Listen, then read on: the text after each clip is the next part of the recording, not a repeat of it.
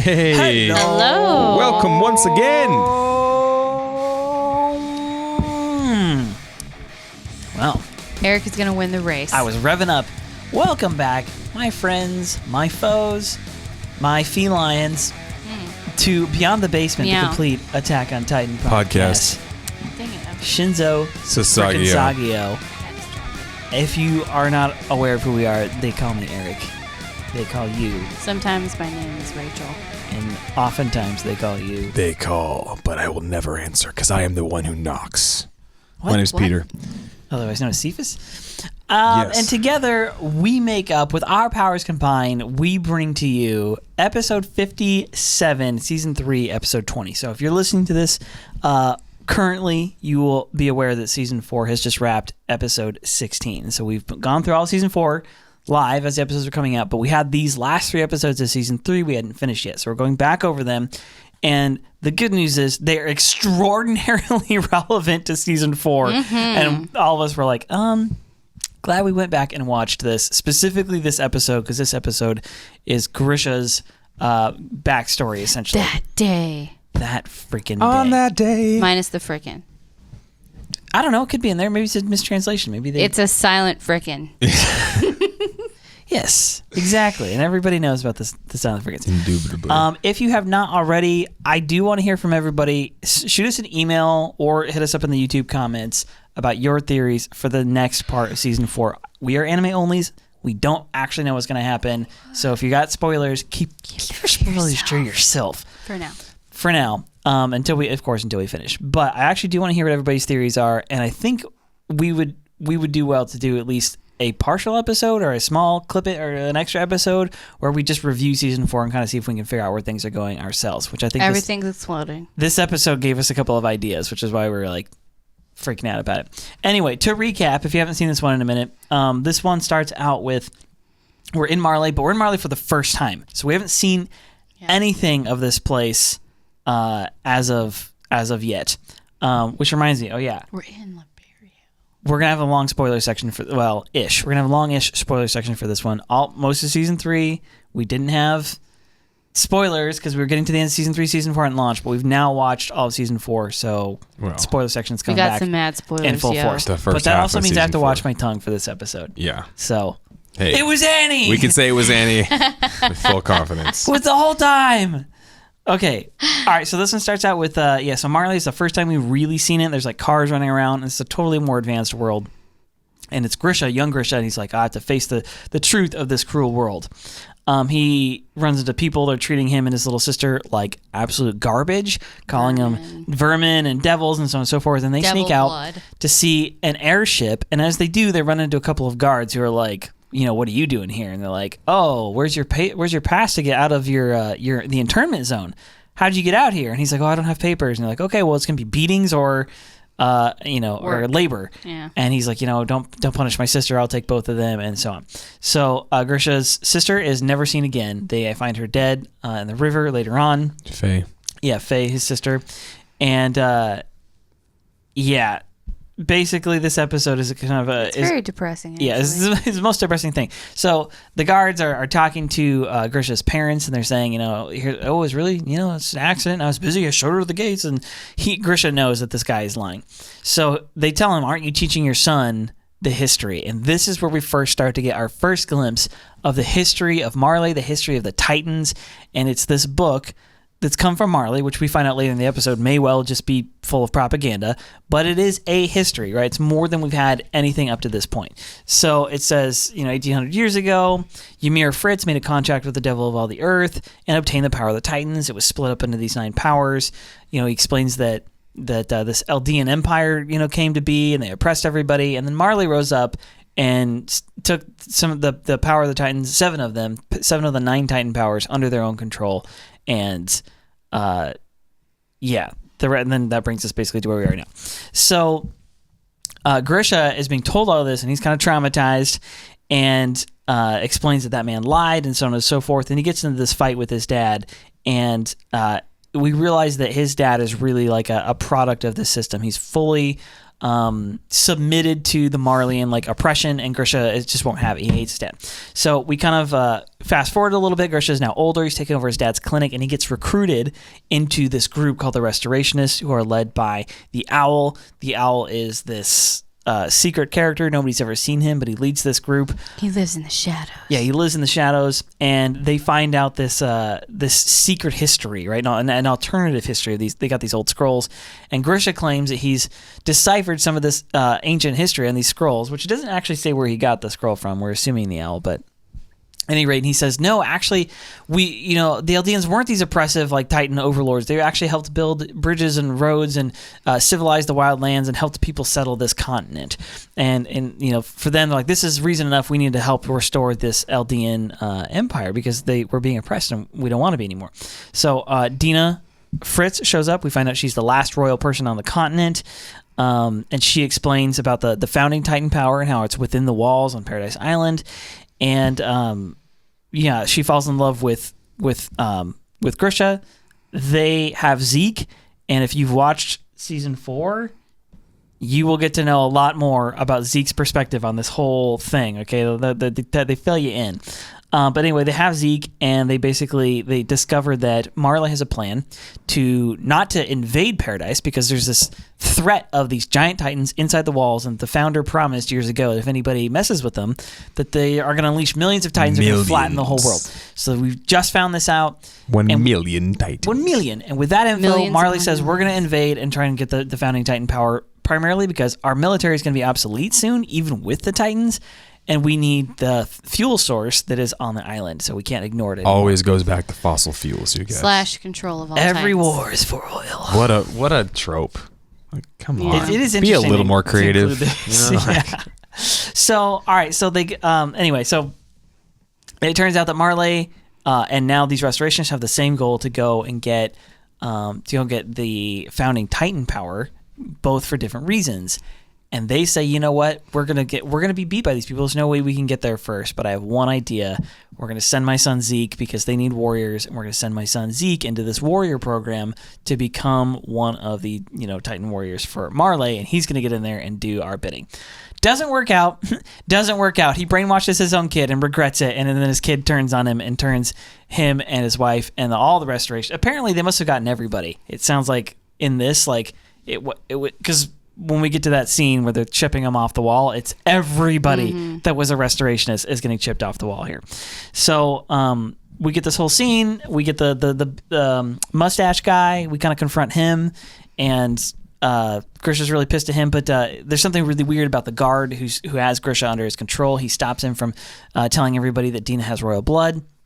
And then eventually, after Mustache Guy has turned a bunch of people into Titans, and we revealed how horrible of a freaking person he is. Gross. And disgustingly Sergeant Major Gross. His name is perfect for who and what he is. He is gross. Yeah. This mysterious guard shoves him off the wall and is like, Grisha, remember, this is how a Titan transforms. He transforms, and it turns out he's the Owl. He's had the attack Titan power the whole time. Not the whole time. Well, he currently has the attack Titan power. Yeah. And he crushes a ship, and then that's the end of the episode.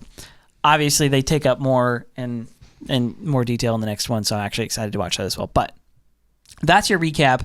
But let's take this episode from the beginning, and let's talk about the shock and awe factor of cars. I lost roads. my mind when there were cars and like an airship. We've spent, like, seriously, think about it. Especially, I mean, I know a lot of you watching are like, no, we've seen all this up to this point. But think about it, like everything up to this point was in a like essentially a medieval, like early industrial age world, and all of a sudden it's like, more wait, like the Wild West, kind of like before cars. Yeah, exactly. Because they do have guns. They do. Yeah. But like, They have But they trains. still use arrows, and there's Airships. trains, but there's not cars, there's not airships. there's not photographs and stuff happening here. photographs, none of that stuff. Now here's the thing: is for a long time watching the show, I totally was like, no, there's other civilizations out there. But in my head, I was like, they're also like civilizations that are surrounded by walls because the Titans fill the whole Earth. Is sort of how I thought of it. And I was like, there's definitely other civilizations. They're definitely attacking. There's definitely going to be other stuff. It never even crossed my mind that it might be a like Advanced significantly more advanced, more modern civilization. let alone Paradis Island is the village. Yes, it totally is it's the village. Yeah, it's a great swerve, man. Yeah, it's like 1700s to like 1920s, like boom. Yeah, that's a big leap. What's interesting though is, even though this is like whoa, I can't believe that happened.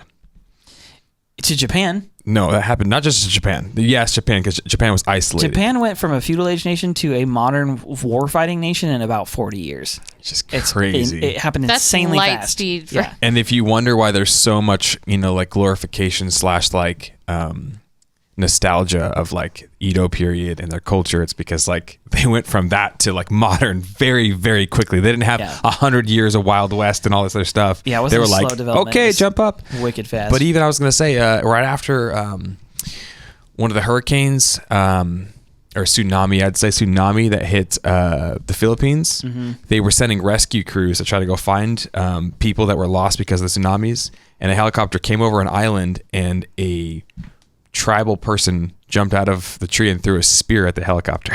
Wow. As somebody who had never seen a helicopter before. Dang. Yeah, I guess. I mean, if you hadn't seen it. So like, this is even worse. This is like not just, 100 years. This is like... It's like 200 years. Right? 200, 300 years of difference. So dang. It's pretty crazy. Dang. Like probably There's Dark probably Ages. tribes in South America in the Amazon jungle that Deep have in the never Amazon. seen anything modern. They would lose their minds if they saw one of these things. And if there's tribes, Yeah. what else is in the Amazon deep Sasquatch inside? definitely lives there. Really great deals in Chinese-made products. 2-day shipping. 2-day shipping. Yes, that's what's in the Amazon. Let me tell you. Okay, Yeah. so one of the big things that happens here is Grisha's narrating, and he's like, I had to face the truth of this cruel world, which is a phrase that gets used all the time in this show. Yeah. And like Cruel, insane world, I think. Doesn't he? something like that. But like we understand it to be very cruel, but we don't. Again, at this point, you don't even know. Like we haven't even measured how cruel it actually is. It's about to get a lot more cruel, a lot more quickly. He runs into some people. He's outside of his internment zone, which he's not supposed to be. He's got this armband on. It's him and his sister, and like they're getting treated horribly, getting called vermin and devil bloods, and like can't believe they let them run around the streets like this. And then he turns to his sister, and she's like, oh, kind of freaked out. And he's like, oh, aren't you used to it? You're used to people treating you this like vermin? You never get used to racism. Yeah. You never get used to just like I'm not into that. straight hatred, or you shouldn't. At least. You shouldn't be. Yeah. You shouldn't dull your conscience. So they get to the airship, and we actually saw the airship obviously the end of last episode. I think is for the first time they show it. Yeah. And so they show the airship, and then they immediately run into these two guards, and they're just casually laying on the side of the hill, slacking off. yeah, they're not doing anything. They remind you of anybody? Yeah, they The do. military police. The MPs, yeah. Like, oh, these are the MPs of friggin' Marley. They are. Okay. They're the military police. They're referred to as the military They're police. they're referred to as Marleyean public security. Oh, that's right. Yeah. Same thing. But basically, yeah. MPS. Yeah, these guards are there, and one of them, we find his name is Kruger, and I'm not spoiling anything because we find this out at the end of the episode, but this Kruger character is the owl. He is the owl, which we didn't actually put this together. I didn't put it together till this time we watched the first time we watched it, yeah. till this time through that, whoa, wait, the guy who actually beats up Grisha here. Now, he beats him up to keep his cover, essentially, because he has to. He is deep cover. Well, here's the thing, though. We don't actually know at what point it's taking place. It's very well possible that he already wants to free Eldia. He's an Eldia posing. I see what you're saying. And he is already trying to work his ways, or he hasn't actually gone that way yet. He's just an Eldian who's pretending to be a Marleyan. Mm-hmm. In this conversation, he even, after he beats the hell out of Grisha, he says, it is smart of you not to take off your armbands, because if you take off your armbands, you're discovered, you'll be shipped to Paradis Island, right? Right. So he's even saying, like, good, you got to be really careful about that, while he's the one who's already done it. Right. Mm-hmm. You got to be really careful. So he's a deep spy one way or the other. Now, we don't know how deep it goes. Is seeing things like this, like seeing the lie that Gross tells about feeding Grisha's sister to his dogs for education, is that one of the things that flips his switch and he goes, no, I got to take down this wicked government? I see what you're saying. So he may not be the owl, the restorationist that we know him to be just yet. However, he could be. We don't know. Well, all we know is Rachel pointed this out, that it's 15 years, Grisha says. 15 years ago, I had this encounter with you, right? So 15 years later is where the end of the episode takes place. And he says, you fed my sister these dogs 15 years ago. Well, the time period of a Titan shifter is only 13 years. Yeah. So which means that whether or not he was a full-blooded restorationist founder guy, the owl, or not, he didn't have his Titan power yet. He didn't have his Titan power. So where did he get it? When did he get it? I want a whole There's another miniseries. spy. There's something. Somebody There's got rats it. in the house. I don't Anyway, know. He might already be a restorationist. I personally think he was already undercover as a restorationist, as a spy in the government because of his face. He already had that like dead-eyed, eyes turned off my soul so that I can get this job done expression on his face. He's beating up a child. Yep. And he was not, I mean, he needed him as, it seemed like, maybe not as hard as he could, but pretty hard. Hard enough that Gross, the terrible, horrible monster, was like, take it easy, Kruger. You don't want to kill him. Like, so. Yeah. No, I think so as well. To me, it seemed like he had seared his conscience to a degree. Yeah. Maybe. Yeah. And we know that later on, the restorationists officially get founded, right? They officially get started. Grice is one of the first members, and he goes to Grisha to like recruit him. But Grisha's 18 at that point. Who sends him? Right, is for sure. But I'm saying, and they have that scar, the wound or whatever. That's what. He's like, what's that wound you have? And he's like, oh yeah, it's a sign that I'm like, I'm a patriot. Patriot. So yeah, so all right, keep with the episode here. Yeah, go easy on him, Kruger. But what I'm saying is Gross. General Major Gross whatever walks away with the little girl, and now they're separated. So now Kruger is back just with him and the kid, and he's like, "Well, you may as well see the airship." He beats him up, and the guy's and Grisha's getting up, and he's like, "Well, where are you going? You came out here to see the airship. Like you already paid the price. Yeah, you might as well enjoy it." That is what makes me think he's at this point. He at least is very sympathetic to Eldians. Yeah, I think he just had to sell his cover there and did, and it was like, okay, we're good here. Like let's move on. Do you gotta sell it that hard? This is why I'm saying I think he was already. I think he was already undercover. I think he already was a spy. Yeah, maybe. So all right, so then it moves on. They find Grisha's sister dead, near the river, and obviously find out later that it was the guards. But Grisha seems to know that right away. And this because the guy's lying through his teeth. Yeah. So this he's part saying kills he me. was busy. He was napping. He's like, yeah, I showed the girl. So that cuts to the scene where it's the two guards or several guards, and they're talking to Grisha's parents, and they're like, oh yeah, well I showed her where the gate was and walked away. I don't know what happened, and we were really busy that day. So Grisha doesn't know exactly how she died, but he does know that this guy's not telling the truth, right? And that would make me mad, especially if my sister just died and knew it was probably somebody else's fault. Yeah.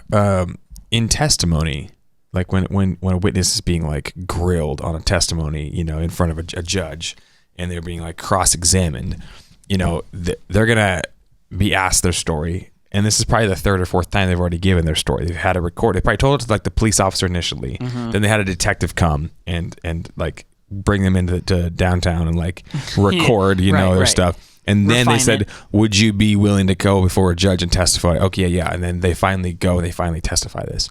All three of these times, they're probably asked questions severely, but it's not like someone's attacking their argument. It's not until the prosecution gets up or cross-examines the witness that they really start like trying to tear down their argument, because if their argument paints, the defendant in a bad situation. This guy is testifying about this murder case. Yeah, I saw this guy. He had a knife and his hands were bloody. The defense is like, oh crap, that's pretty guilty, pretty damning right there. We got to actually shred this guy. So they'll start trying to like pick up the little things that he said. Well, what day was it? And what time did you get up? 10:45? Well, this happened at 10:53. You couldn't have possibly done that. They pick it apart. And it's like, okay, so the guy got the time wrong. So he definitely didn't see the blood on the guy's hands, right? And so they'll try to like find these little tiny idiosyncrasy, like just tiny details basically. And they'll pick those apart, not attacking the major things. Yes. But there's a difference. Common strategy. So if it doesn't fit, you must acquit. It's like literally. If there's prime example. Yeah. If there's something that happens, some explosion happens, we all run outside right now. We run outside, we'll grab the camera so you guys can live stream. Explosion happens, we look up in the sky, we see a plane crash down, right? Stuff happens, right?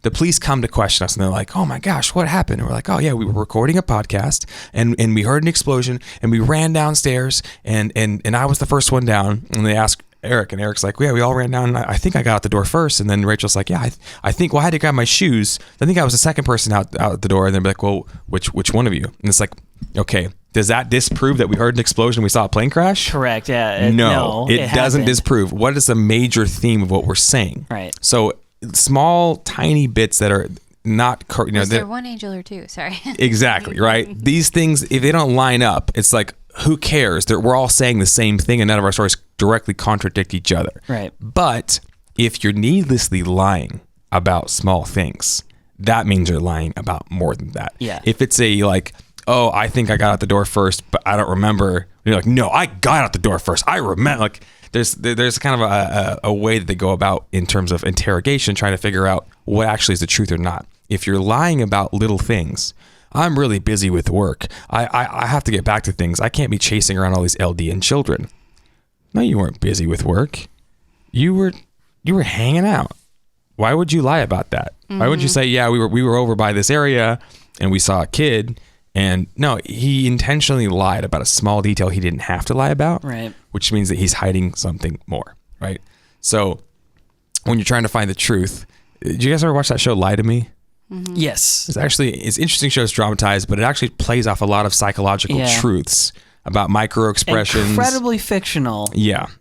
But based on actually some real study about people's micro expressions and how they change a story based on certain things and what indicates you actually lying or you're just not actually remembering correctly. So that kind of was brought up. Like if you change your story, as long as you're not, as long as you're not intentionally misleading somebody for a purpose, then okay, maybe you just remembered wrong, a small detail. I mean, that happens to everybody, misremembering things. This guy, though, is not misremembering. This guy is just straight up like... And Grisha picks up on that, right? Yeah. Like, Grisha picks up... And this is how we should all think. Kids are actually really good at lie detecting, believe it or not. Being skeptical and critically thinking about like all of these things is really what helps. Grisha's like, wait a second, if he was wrong about that, then I think he's wrong about more than that. Yeah. And nobody else wants to hear it. And he says that... The Gross says, haven't you taught your son? Oh, he says, I think your son doesn't grasp the place of his people, which again is like, this guy is so full of hate. He shifts blame. It's so disgusting. He shifts blame is like, actually, your kids are running around out there. That's what happened. Yeah, like, they shouldn't have been out there in the first place. It's actually Grisha's fault that she is dead. Yeah, it's horrible. It says that Grisha notes that he's like, my mother was grieving, but my father demeaned himself, and he like lowers himself like to apologize to these guys, and he says it made me hate them both so much, or I hated that man and my father both so much that it made me dizzy, and I cursed my own foolishness. So the story of Grisha and Eren, there's like some similarities here. There's this like intense feeling of regret. There's at a young age going through like a really intense trauma, and then like an inner vow that happens in the immediate aftermath thereof. Yeah, he's denied justice. He wants justice. Yeah. Something happened that wasn't right, and he wants to right all the wrongs. I think a small part of that happens to all of us. Mm-hmm. And then we see, his son Eren years later, where his mom is killed in front of him. That wasn't right, and he wants justice. He demands justice. Yeah, it's a mixture of trauma and righteous like indignation, basically. Yeah. All right, so then we get into this history part. Again, this is the first kind of form of history that we've really seen, and there's reason to think that even within this episode, some of it may or may not be true. It's hard to really decipher. Honestly, even at this point where we're in the full series, like it's tough to be like, okay, well, this part's right and this part's not. Like, it's still not made perfectly clear. So hopefully, I'm confident we'll get some clarity on it for real at some point. So anyway, the story goes, 1,820 years ago, Ymir Fritz made a contract with the devil of all the earth and obtained the power of the Titans. There's this picture, and it's of the girl, and there's this big devil creature who sort of looks like a Titan, but with like crazy horns and stuff. And she's giving it an apple. And it's a very it has a very mythical like vibe to it, especially that part. This has like kind of all this like ethos type stuff going on. So upon Ymir's death, her spirit split into the 9 Titans, and this is what eventually formed the Eldian Empire. So after defeating these Titan people, this Eldian Empire, after defeating Marley, they took over the entire continent, and this began the Dark Ages. So the subjects of Ymir, that is the Eldians, called, let's see, did I write this down right? They began to persecute all other races and called them inferior. Yeah, they called them inferior, and they began to oppress them. They stole lands, they stole fortune, and they forced other races to bear their children and increase their numbers. So I want to pause there because, okay, wait. A, because I need to write down a spoiler point, and B, because, okay, if this is true... We'll go to the next point real quick. What's the next line? Ethnic cleansing, continued for 1,700 years, and the once great nation of so then eventually the great nation of Marley plots to subvert Eldia because of their arrogance from within. Okay. 1,700 years. 1,700 years. It's a long time. Of ethnic cleansing. Making sure that you're spreading the Eldian race. Don't you think that if you were doing this all over the continent for literally almost 2 millennia... Completely unopposed. Like, you're able to destroy everybody with your Titan power. And to rape and pillage and do as they please. Don't you think everybody would be an Eldian or have Eldian blood in them? Like, it would be incredibly widespread. Tell me, it's Attila the Hun you were saying? Or I think it's Attila the Hun, right? That sounds right. I have to Google this one. I can't remember. You guys, I'm sorry. I always get... There's a way that seems right to me. Yeah, I always get Attila the Hun and Genghis Khan mixed up. They're similar. They're very similar, actually. Yeah. But one of them... I can't remember. I feel bad now. I'm a bad historian. One of them... They traced back because he was such a crate. He took over the known world at the time and was such a force, and him and his people raped and pillaged, took tons of wives, and basically sired so many children that they say like a huge percentage of people in this area, in this Asian area, can trace back their DNA to is it Genghis Khan or Attila? I just think Genghis Khan definitely had the biggest empire in the known world. So I want to say it's him. That's what I'm thinking. At his time. Yeah. Yeah, I think that's who it is. Anyway, but these people can all trace their roots back to their DNA back to him. Yeah, 2% of the Earth's population to Genghis Khan. Thank you, appreciate it. Nice. Thanks, Mr. T. So, how long was he in power? About 30-ish years. Yeah. So what do you? So 30-ish years is 2% of the world's population. Yeah, if you had what could he do for 1,700 years? And not just you've got elephants and you've got horses and whatnot. You've actually got titans that can take over the entire world. Yeah, and it's not just him spreading his own thing. It's all of the hundreds Eldians and thousands of people doing this kind of deal. Yeah, that sounds like they're traced into Europe and Germany too. Oh, what for sure. Yeah, the known world. Yeah, for 100%.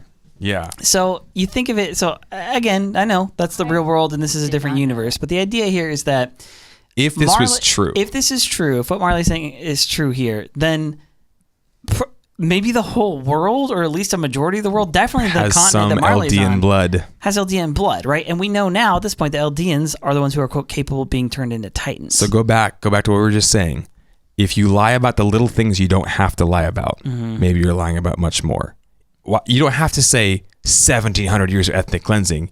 You could just say that the Eldians did some really bad stuff. It was a back and forth battle. It was really crazy. But no, they're lying. It's pretty clear about things they don't have to lie about. Yeah, it's definitely fabricated. Now, this should also ring or bring to mind another civilization that we just spent some time with in the first half of season 3, who also released propaganda to lie to their own people to keep them in line, which is what was happening inside the walls. Remember? So the Rice family, they had the fake king. They were releasing all of their history of the walls and all this stuff like that. There's some truth in it. The timeline was essentially true. The 100 years, like all that stuff is mostly true, but it's not like in its like essence. It's still like, we built the walls to defend ourselves from the Titans, and like the walls are worshipped. Like basically, like it's all kind of founded on a lie, and it's government propaganda. It's the people at the top trying to control the minds of the people at the bottom. Now they have the advantage because they literally have the ability to wipe people's memories. But my point is, like, this is really no different. This is exactly what's happening inside Marley, and so yeah. So the trouble for us, for the restorationists, and for us as the viewers, is wading through all this information and trying to figure out which parts of it are real, and which parts of it are the little lies, which parts are the big ones. So I don't know. 1,700 years of ethnic cleansing, if that part's real, everybody's vulnerable to becoming a Titan. Anybody can become a shifter, and we don't know at this point whether or not that's the case. So yeah. All right. Yeah, we think the truth usually lies somewhere in between, because here you've got one side saying that literally the devil himself is part of this race, and the other side saying no, like Ymir's like a god to us, and she imbued our people with power, and we built roads and we helped all these things happen. So the devil's in the details right there. We got to figure out kind of where the truth lies. Right. So yeah, they do conduct blood tests, which means that not everybody in the planet is Eldian. When do they show us that they conduct blood tests? They don't show us, but when do they mention it? Is it in the manga and not in the show? What? We've heard this before from viewers. That they conduct blood tests. That's how they are able to determine who's who, and so this must be a manga thing. Yeah, I'd never have heard yeah. Okay, well, that's the first I've heard of that. This next part is pretty important because this is the part that sounds like Marleyan propaganda. They say the once great nation of Marley plotted to subvert Eldia via their arrogance from within. So this idea is that, all right, despite 1,700 years of this oppression, somehow with no Titan powers, you're able to just subvert them and obtain 7 of the powers for yourself, which again raises the question: if it was Eldians, if only Eldians can possess this Titan power, how did you bring the Titan power under your control in the first place? How did you convince a bunch of Eldians to fight against their own people? Unless secretly you have some of that blood in you and you can do it yourself. It's just a theory. So they brought 7 of the 9 Titan powers under their control, which again, I think at this point in the show, there's only one unaccounted for power at this point in the show, which I will not disclose because that's technically a spoiler. But we've seen them all, and the one that they for sure don't have is the founding Titan power, right? Because it's been inside the walls the whole time. And we learn in this episode that the other one must be the attack Titan power, because that's the power that Grisha is given in this episode. We see the owl, he has it, and there's one other that's unaccounted for at this point. But suffice it to say that they only ever got 7 of the 9, and the attack Titan was specifically the one that didn't obey. And you got to wonder why. Because Eren actually says right earlier on to go into the battle of Shiganshina, like when the freedom is on the line, it's like something inside me like comes alive. Like and the attack Titan always wants to it's like as if there's. Am I spoiling it? I don't think so. I can't really remember. At any rate, it's just interesting. He wants to fight for freedom. It's interesting that this is the power. He does tell Armin that in season 3. So you're not spoiling anything. Yeah. So my point is to say that it's just interesting that this freedom fighting person and this freedom fighting power is the one that never comes under control of Marley or the founding Titan. Or the founding Titan. Okay. So, blah blah blah. All right. So. We were victorious, or Marley was victorious in the Great Titan War 80 years ago. So apparently there's a Titan War. They erected the walls on Paradis. They fled there. The king fled there with many of his people. Our ancestors abandoned. A lot of our ancestors were abandoned on this continent, but gracious people of Marley let us live and stay on their land. What kind people who subject us in internment zones Meanwhile, and beat us and put them behind a wall, call them vermin, spit on them, and throw things at them. Use them as war fodder. Beat them and how gracious our masters make them are. Wear armbands. It's like Grisha said. He says, "I heard my mother's grieving, and my father was spouting propaganda. Yeah, he was demeaning himself to these men, and as he's recounting his history to Grisha, he's looking at his dad and he's like, "You are a shell of a man." And you won't protect your daughter, and you won't stand up and try to fight what's right. And here you are covering for the people who oppress the very people who oppress us and are responsible for her death. And he says he was like a dog answering his master's call. He's just straight. Yeah, and you can see. So I want to bring up this one because you were basically saying this a second ago, but. So Grisha has recognized that the guard was lying to him, and now he understands Marley are not people who tell the truth. And he says, my father was pretty talkative for a man who had just lost his daughter. Mm-hmm. And there's this point where you're like, oh, Grisha as a child is saying, why do you believe all of this? It's what you just said. We know they lie about the little things. So what else they lie to us? And this seems like an incredibly convenient story. And you are telling me that the second we get in trouble, that the thing we have to go back to is the fake story. Which is, again, it's very very true to life. There's lots of times when people have a false thing about themselves or a lie they tell, or various governments who have done propaganda campaigns, they always default back to it. In the communist Russia, the Pravda or whatever is constantly going back to how great communism is, constantly going back to this big lie, no matter what happens, right? any good thing that happens is because of communism, in their case, and any bad thing that happens is because of the West. And it's because of the bad people on the outside. And it doesn't matter what the thing is. It doesn't matter what the facts behind the case are, the logic behind the case. It doesn't matter. It's like, if anything bad happens, it's always these people's fault, and if anything good happens, it's always us. We're always the good guys, and it's just so bogus. And again, that's what lends this, feeling of suspicion to the history that we've just heard. And that's why we like this show, right? This show doesn't paint anything as black and white. This show is not like, okay, everything's a little gray. Here's clearly the good guys and here's clearly the bad guys. It's like, no, here's the good guys, but the good guys also have some really jacked up stuff they have to deal with, they have to go through. The world is really cruel. Here's the bad guys. The bad guys also have a really jacked up like childhood. So maybe you can understand why they perpetrated some of this evil on some of these people, but does that give them an excuse to be able to do it? Can they vindicate themselves and what they're doing? And so, like you're saying, in these propaganda techniques, they're like, yes, everything on this side is good, everything on this side is bad, but that's just not how the world works. Yeah. None of the world ever works like that. And so when we actually look at history, some of the things that are validating proofs of history is actually things like that, embarrassing details that wouldn't have been recorded by somebody who's just going to blanket paint over the top of something. Specifically in the Cold War, it's when that jet pilot, they're trying to fly over and monitor the Soviet Union, the U-2 plane that got the shot U-2 down plane, and it's like very embarrassing because the U.S. wasn't supposed to be sending any intel. They said that they weren't. They were like, oh yeah, they just had a meeting with Esky. I can't say his name. One of the major Russian leaders. Yeah, one of the post Stalin. It was after Stalin, but it was not this. I know who you're talking about. Yes. I can't say his name. Okay. Though. It's a Russian name. So it's Dwight, right? It's Dwight D. Eisenhower, right? Meets with him. And they have a meeting and they're trying to come to a little bit of a peace deal, right? And the U.S. is like, we're not sure if we can trust Mother Russia, the Soviet Union. Soviet Union's like, kind of like, oh yeah. And they say, hey, we'll agree that we're not going to, monitor each other's, property. We're not going to send spy planes or anything like that. Like, definitely, sure. 100%, bro. But they're like, hey, can we agree that we're going to like lower some of the nuclear warfare tension? And they say Kerensky? I don't know. I'm not sure if it's that guy. I have to look it up really quick. But anyway, Dwight says like, I can't trust these guys. I have to know if they have these nuclear warheads like ready to shoot. And so he sends a U-2 plane secretly just to go double check.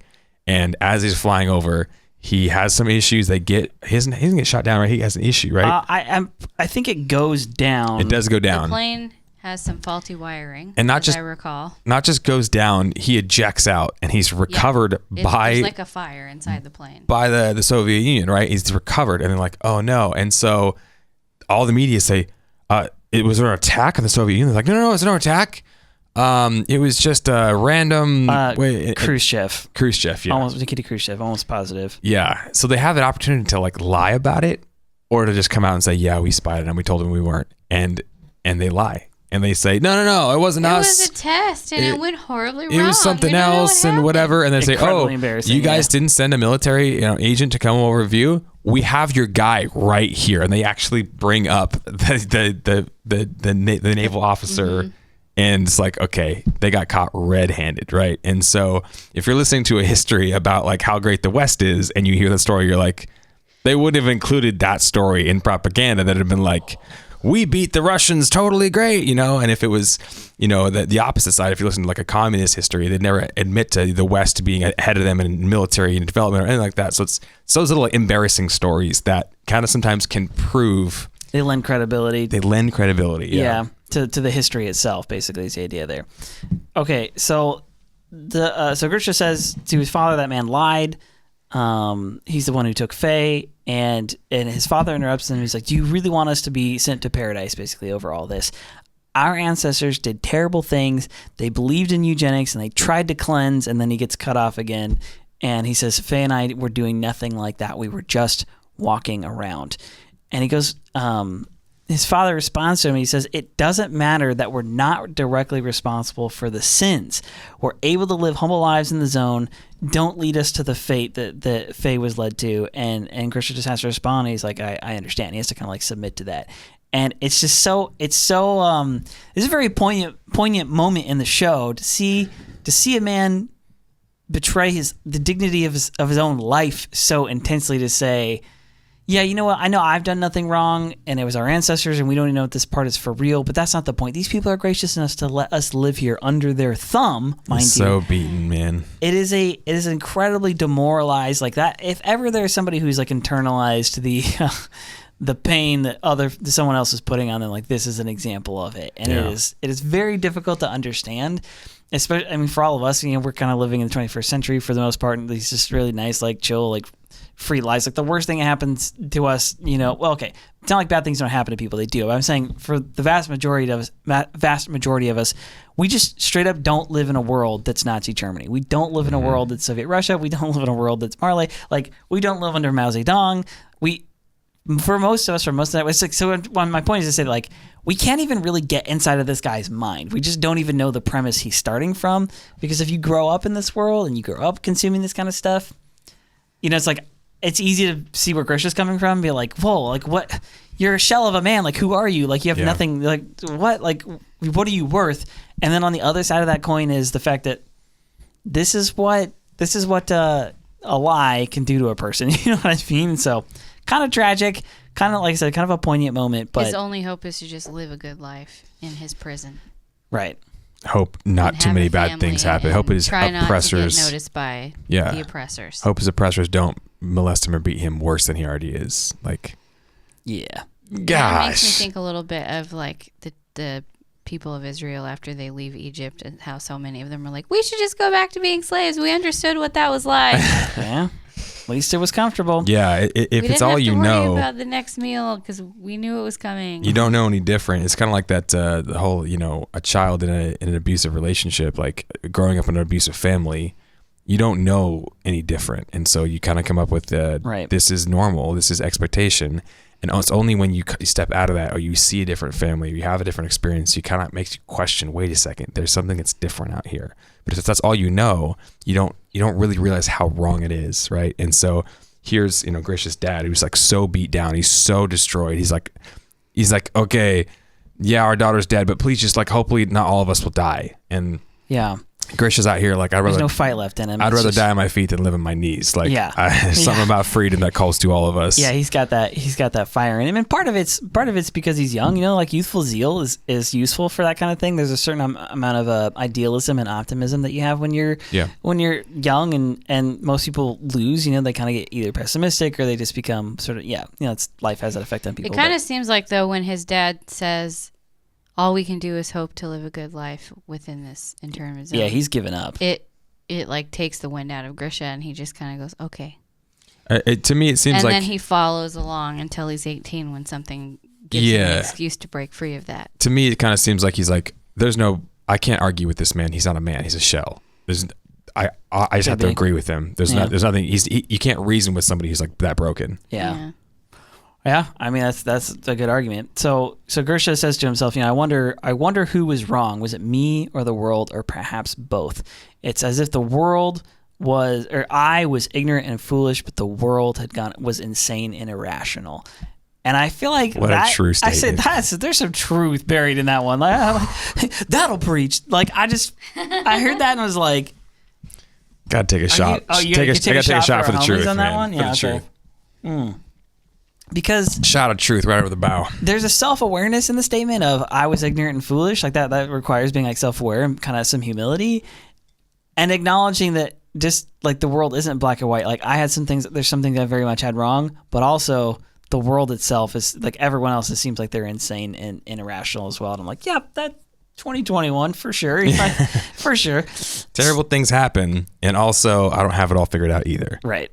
All right, so we get to the part where he's like, so he becomes a doctor at the age of 18. He's a smart guy. What the flipping crap, guys, bro? If you just skip all the bull crap, do you start med school when you're 12? Well, think about how do you do that? They don't have all the stupid crap that we have. Like, you got to learn how to. Like, we don't care about all these like ridiculous school classes. What all the stuff that you wasted your time on? I see what you're saying. So because they didn't have to take classes on like poetry and crap. No, I mean, the arts are important. Don't get me wrong. I'm not hating on the arts. I like the arts too, but I'm saying like if you live in a world where you can't, there's no time to kind of like sit around and talk about Okay, unless you want to be like some kind of crazy scientist, why do you need to learn things like trigonometry and physics and like all that stuff unless that's the path you're interested in? You know, like if you want to be, I don't know. Let's see. Like, I'm just curious how much physics a doctor uses or how much trigonometry a doctor uses. Yeah. I'm pretty sure they probably use algebra because you have to figure out the missing something. Whatever factor, that's the word I couldn't find. But other than that, like, why do they need to learn calculus? What are they going to use that for in medical study? In medical study, if you're a biologist, you won't use necessarily physics, but you will use very high level math. You're going to use a lot of we're getting theoretical physics. Okay, well, anyway. What we're saying is, kids, figure out what you want to do, go after it, learn a trade. Why do you have to learn what a haiku is if you want to be a doctor? I mean, I love poetry, but I'm just saying it could be an elective, but shouldn't be required. Well, okay, wait. There's a serious problem with that. Most kids do not know what they want to do with their freaking lives. But they also don't know what haiku is either. So who does? The English teachers, Japanese. So he says, when I was 18, I discovered my own path at my father's clinic. He's about to take over. And he's got this blonde-haired guy. He looks like Reiner. No spoilers. Sitting on his thing, and he says, "I'm not spoiling nothing. I'm just saying." You got this interesting scar right here on your shoulder. He says, "It's proof that I'm a patriot." And he says, "We have information. We have an informant within the Marleyean government, someone who actually knows what happened to your sister about your sister's death. We have things you need to know." And Grisha's like, "What?" Dude, I love how because this guy's like a covert op, right? And he just comes right out with, he's like, "I know I got this guy. He's been through some trauma. He's going to join us." Like, he's very confident. He's so confident. He just like comes right out there like, "This guy could turn you in. You know that, right?" Like, no, he's not going to. He's one of us. Yeah. So that's just as brazen as, I'm the Colossal Titan, and he's I'm the Armored Titan. He's the Colossal Titan, and we came here to destroy you all. Grisha then goes to one of these underground dancing club meetings, right? And he learns the truth of his sister's death, and we see her being torn apart by dogs being eaten. And he says, "I'd show them what a devil really was." And you see Grisha getting like cutting, Yeah, he's making the scar, like taking the vow. Yeah, I would restore Eldian. So here's where the vow kind of takes its like next like step. Again, this like parallels Eren's character a little bit because he has this like vow that he makes to overthrow Marley and to quote restore Eldian. And I'd show them what a real devil was. That line, like he kind of like he goes to his next level. He had his trauma as a child, but now here he is, and he's like, "No, I'm going to do this." And this kind of feels like Eren going with the scouts, discovering his like Titan power, maybe even like somewhere in there. Like there's a couple of points I guess you could argue like Eren has like oh wait, I can do something about this, and I'm gonna kill all the Titans. I'm gonna kill with my bare hands. Yeah. So, all right. It says the owl leads the restorationist from the shadows. He never is seen, so no one ever knows what it looks like. But he gives them information. He gives them these like confiscated like scrolls and books. Hidden history, right? Things that probably would have been burnt. Grisha kind of deciphers a tiny bit, but then there's some nuance to this little bit of this conversation. All right, so the old scroll, he has this old looking scroll. There's like a scroll and then a picture. Knitted. Yeah, and there's some pictures and stuff on it, and he claims that the picture is Titans lifting pyramids up. Yeah. Well, okay, no. It's a picture of mountains with a bridge between them, and the Titans are holding the bridge up. So and there's 6 stars. I don't know. I was analyzing it. There's 6 stars and then a deer and a wolf. And I'm like, what does this all mean? It's a picture. It's very symbolic. It's cryptic for sure. Yeah. But the whole point is that he has what seems to be a document that predates any of the stuff that we were learning of earlier. The Marleyan government would tell him. Yeah. And if someone took the time to like sew that, like, did you think someone like put a gun to Granny's head and was like, "So Titans holding up and making bridges"? Like, no, that's just something that you just casually do to tell history. And so that looks to me a lot more verifiable evidence of history than any of the Marleyan propaganda. Yeah. Right. Yeah, I would agree. Now, we discover there's a problem with this pretty quickly. Okay, well, we'll go through what he says. So he claims that here it says the truth of the Titans is that we weren't, this oppressive nation, but rather they helped cultivate the wilds. They built roads. They helped people prosper and develop this entire continent. Yeah, they bridged the mountains. They helped develop this entire continent. The history that Marley has told, the history we've known, is a convenient deception for the sake of Marley. Okay, he goes on, or the episode goes on. I don't know if it's who is the guy who asked him? Grice. It is Grice. Grice asked him. He says, "You can read this ancient language." This is amazing. You can read it. Yeah. And he goes, "Well, no, I still haven't deciphered most of it." And he's like, "Well, then how do you know the truth?" And he's like, "Isn't it just staring us in the face?" He's like, "I know the truth because I believe in the founder of Ymir. I believe we're the chosen children of God, and we're destined He said, to "I restore." believe in the power of Ymir." So he takes a little bit of evidence, and he has just kind of this more blind faith that he superimposes, and he kind of makes the evidence say what he wants it to say, what he believes. And he's like, look, I can't read the whole thing, but I just know in my heart, this is right. Yeah, everyone's like, yeah. And you're like, wait a second. That's actually, you're not being very objective here. So that's called leaping to conclusions. Yeah. It does sound like leaping to conclusions, but again, there's this just like real life, there's like a lot of gray here because, like we just said, this document sure seems to predate anything, at least up to this point, that we've seen. And while Grisha says that he can't decipher all of it, it sounds like he's deciphered some of it. So he kind of at least sort of gets it. Like there's got to be... It's kind of not clear. I mean, what if all he was able to decipher was like the word milk or something, Sure. Who knows? But what I'm saying is that whatever is exactly in this document, I don't think is fully understood or fully revealed here. Probably not. And you have to wonder, because at the end of this episode, this whole restorationist thing seems to go up in flames. What happened to that scroll? I want to know, dude. I do too. Who's And got a copy I of that also would sucker? like Eren or Armin or one of the shifters to read it and let the memories guide them, because I bet they can read that language. That'd be dope. Actually. Yeah. So so if we can't talk about this here as well. Crap, It's not a spoiler. No. So Ymir, not the founder, not Ymir that we've been talking about in this episode, but Ymir, the person that we, saw previously. Brunette. Titan Short Ymir. Ymir, yeah. Ymir in Historia. So remember, it's season 2, I think it is, right? Where she reveals herself. Castle. Utgard Castle. And Reiner and her are sitting there, and she's reading. She's like, got this like, what am I trying to say? She's got a can of something, can of tuna. Or what? Not tuna. It's fish. It was some kind of fish. Some kind of fish. Number one, smoked fish. Weird that it's fish because they're on the very internal part of the walls and like they're so far away from the ocean. So it's weird. Number one. Number two, it's canned. We don't necessarily know that these people can even can stuff yet, so it might be more advanced technology. But in a metal can. But the thing is she's reading a language perfectly well here that Reiner, who's from outside the walls, he himself doesn't know it. Nobody inside the walls knows it. I'm not sure he doesn't know it. He asked her, how can you understand? How can you read that? Yeah, because he's undercover. Okay, but they speak the same language inside the walls as outside the walls. Yes. Right. They probably read the same language. It's the same written language. So why is he surprised that she can read it? So we don't know. But what I'm saying is there's two different theories here. One of the theories is that it is an older style of writing that they don't have within the walls. Something that they've only had in Marley for a long time, right? And so if they have it there and it was old stuff that was brought over from when, the founder or whatever came over to Paradis Island, then it's something that the people who are in Paradis Island haven't seen or been around because they've had their own, kind of branch of language. Hang on a sec. So the second, but it's been hundreds of years. But there's anyway, continue. So look at Japan and China.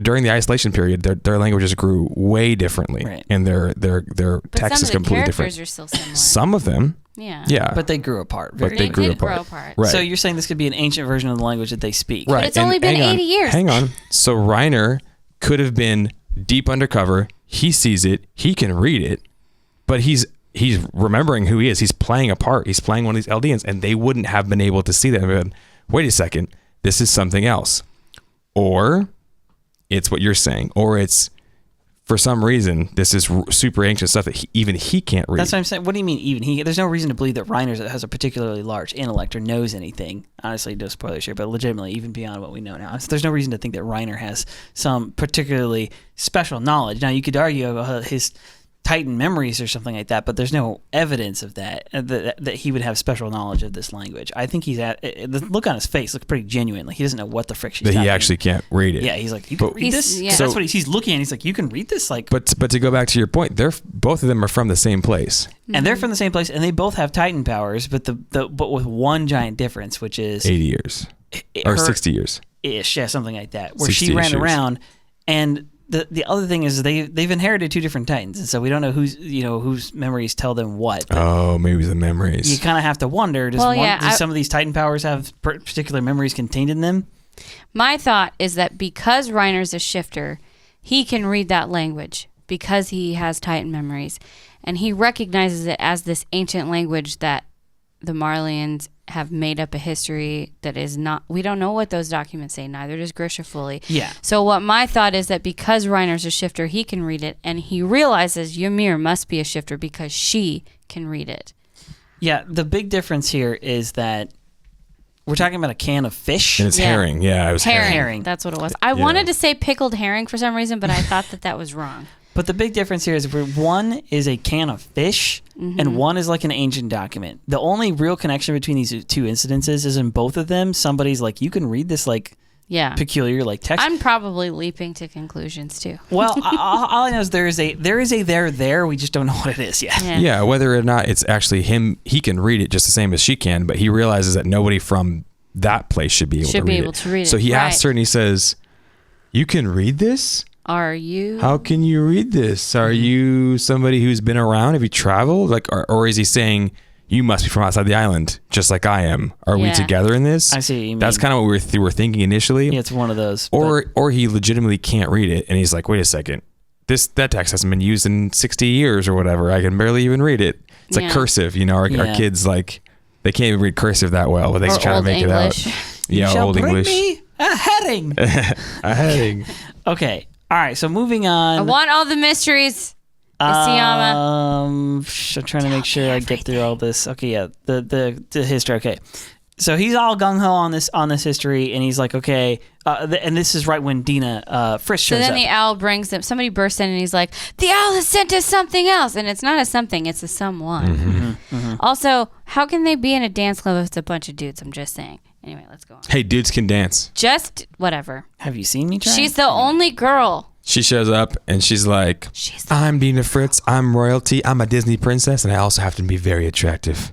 And Grisha's like, Her and Grisha of my soul. have like she walks in and she sees him and she's like, she zings, Like, she zings. Like she goes, and he goes, "Oh, she likes me."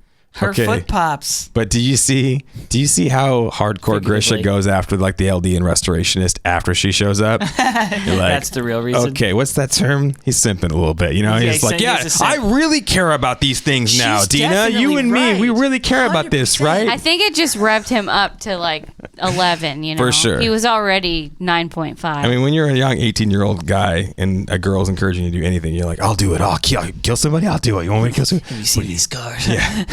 I'm a true patriot. I'm a true patriot. So he says, he does make this cool line where he's like, "I allowed fate to steer my life."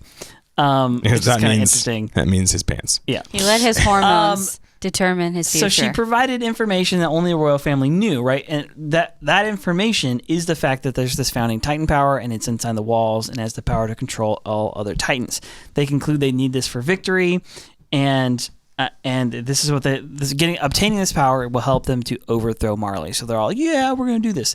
And some rando brings up a really good question, which is, if this founding Titan dude has all this power, why did he run away in the first place? And she explains, he says,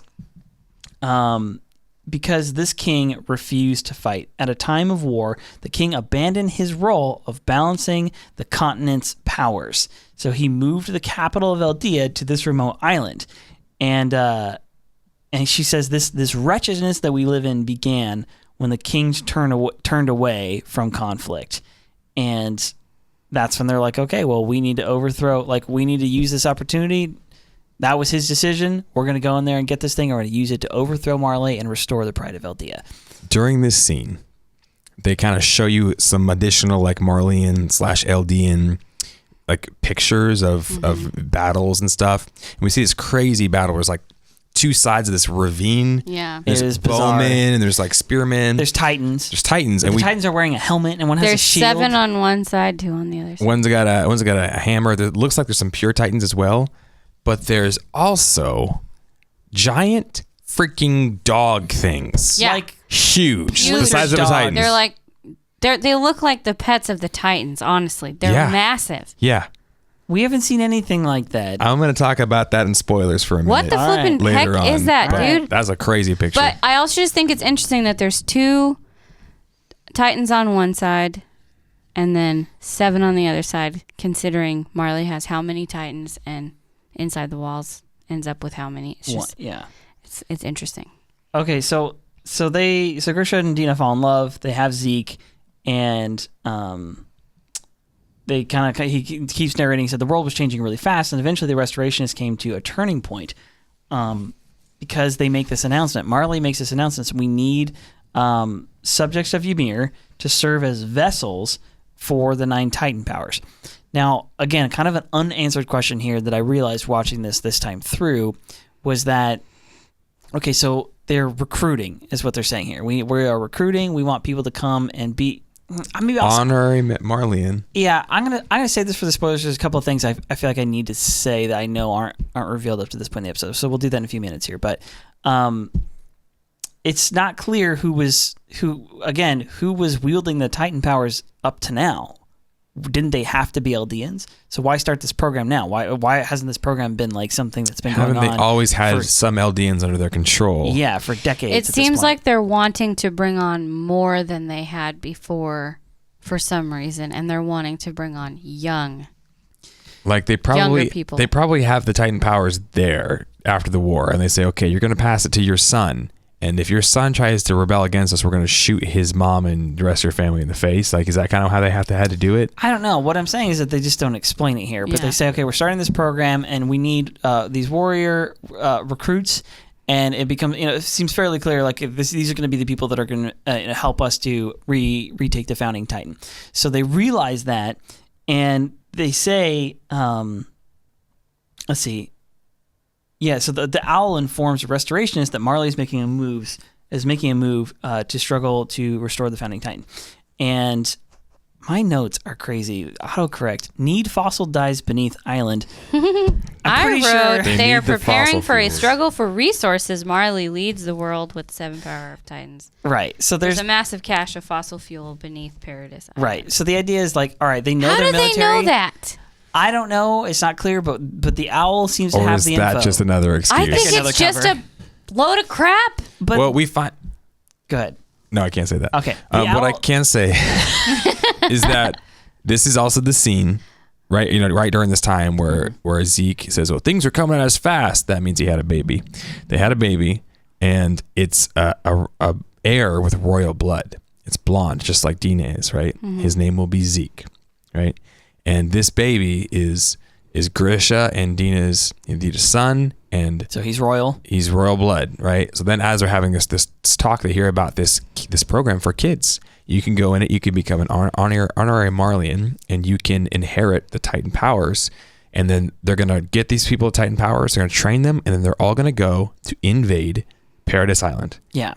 And the reason for that, the reason they're going to have to use this strategy, again, it's for they say it's for the sake of fossil fuels, but they say that this island is guarded by walls which contain, quote, millions upon millions of Titans that the king has threatened to unleash what will flatten the world if anybody interferes with them. So Grisha says, well, the goal of the Marleyan government and us as restorationists is the same. We actually all want to get to that island, and we want to get the power of the Titan, the founding Titan power.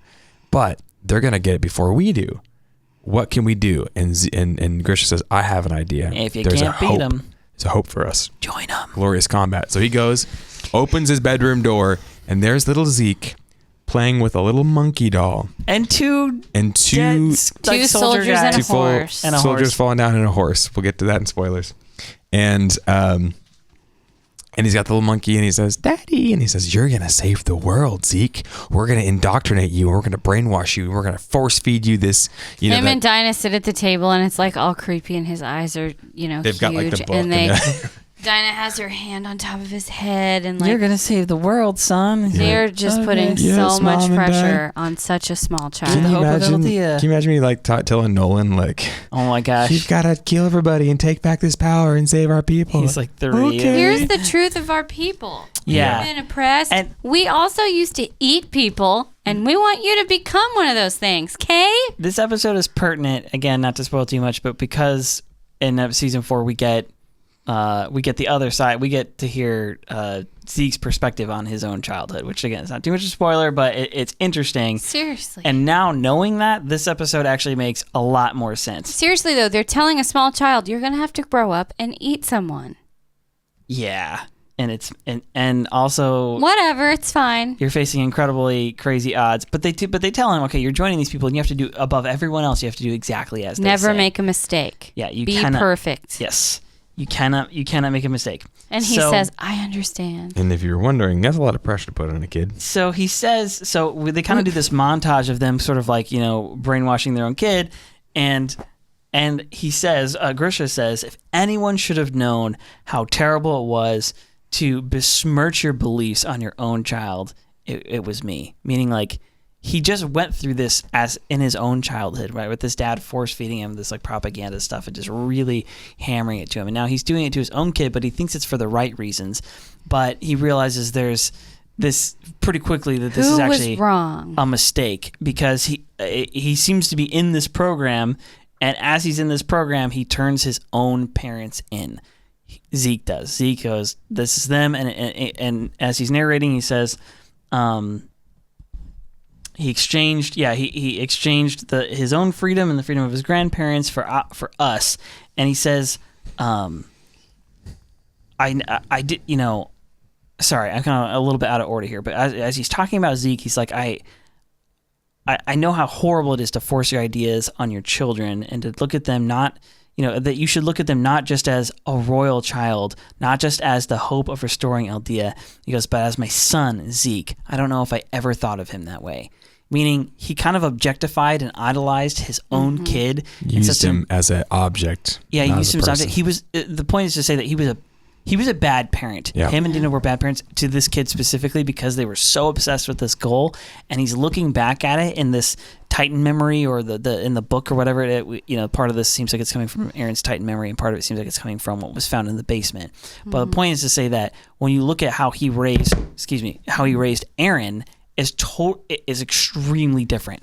He doesn't force anything on him. He doesn't even show him what's in the basement. Like, he's very laissez-faire, and he wants Eren to come to his own conclusion. So he raises him very differently than he raised Zeke, which is super interesting, because how often do you get a second chance like that? Yeah. Because he gets this crazy second chance at life, essentially. And yeah, anyway. I just wanted to say, I feel like I put in my notes that when you see Zeke's face, he has the same glazed over expression that Grisha did right after his sister died, and his dad tells him, all we can hope for is to live a humble life with you. Yeah, they do the fade. He his eyes glaze over. They look the same. I feel like this is the moment that we see the birth of the sociopath that we come to know as Zeke the War Chief. Like, this is when he's born. Yeah, I think so. It's crazy. All right. Twos. You want to know what I'm doing? What are you doing? I'm cutting away.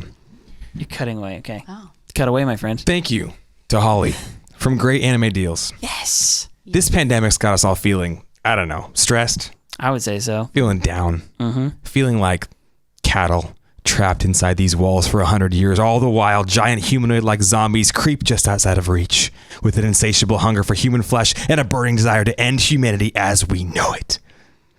Is that just me, or is that the case of the Mondays? That's probably just you, I think. All right. Yeah. Well, regardless, none of us are feeling our best. And all the experts agree the only cure for this is more anime swag. So, today's Beyond the Instant podcast is sponsored by our fellow squad member, Holly, and GreatAnimeDeals.com. Check out her online store. Here you can fulfill all your swag needs by picking up things like figurines, wall scrolls, clothes, and much more. Don't be an abnormal. You can order your anime mystery box today, and you might just get that sick Attack on Titan gear that will make all of your friends drool like Sasha at a buffet. And now Holly's also offering custom art commissions, so you can finally get that picture of Eren riding with wings on a white stallion into battle once more. It's pretty awesome. You guys should check it out. So, true salute to Holly from GreatAnimeDeals.com. And what are you guys waiting for? Click the link in the description and support a fellow Beyond the Basement podcast member.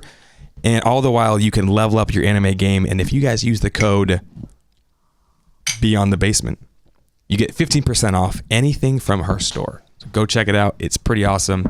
We love the support. And if you are a squad member who has a store or something like that, shoot us an email. Yeah, let us know. We'd love to help promote your stuff. Advertise on the show. For real, though, go check out her store. So she's got like an eBay store. And she has it's not just Attack on Titan. It's like anime stuff from kind of across like the whole spectrum. But she has some genuinely unique stuff and a pretty decent selection. I was actually very impressed. So thank you, Holly, for sponsoring the show. And seriously, go check out her stuff. Okay, so let's move on to this final scene here. We're out looking out at the desert, and we find out like, oh, this is Paradis. This is the island. This is, quote, the penal colony of traitors. And we see none other than this man, Kruger, who we now know is the owl. Kruger. He's there. He's got the injection thing, and they're like lining people up to send him over and to turn them into Titans. And there's a bunch of stuff in here that's kind of like... Grisha is missing all of his fingers. Yeah. We discovered that he supposedly told the guards everything he knew. And they're like, who's the owl? Where's the owl? They were cutting his fingers off. And the owl, being the smart, clever man that he is, apparently never showed his face. So legitimately, nobody actually knew who he was. He was in the room while Grisha was having his fingers removed.